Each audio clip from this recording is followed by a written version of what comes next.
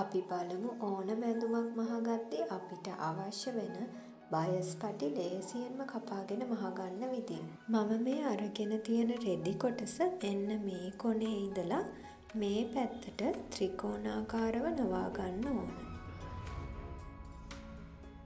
දැන් මේ විදිහට මේ නැම්ම දිගේ අපි රෙදි කොටස කපාගෙන වෙන් කර ගන්න ඕන. මේ තියෙන්නේ අපි වෙන් කරගත්ත රෙදි කොටස.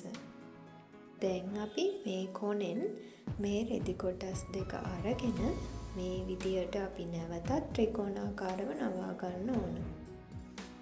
ඔන්න දැන් අපිට පුළුවන් බයස් පටියට අවශ්‍ය පළල තියාගෙන මේ විදියට මාක් කරගෙන කපා ගන්න.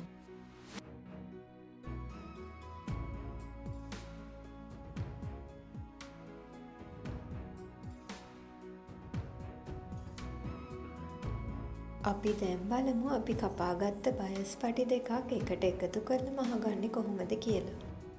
අපි මෙන්න මේ විදියට තියලා තමයි බයස් පටි දෙක මහගන්න යන්නේ.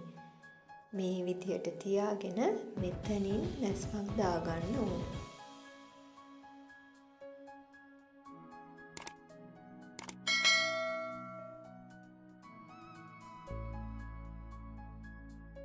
මේ තියෙන්නේ අපි මසාගත්ත බයස් පටිය. මේ විදියට හරිම නීට් එකට තියෙනවා.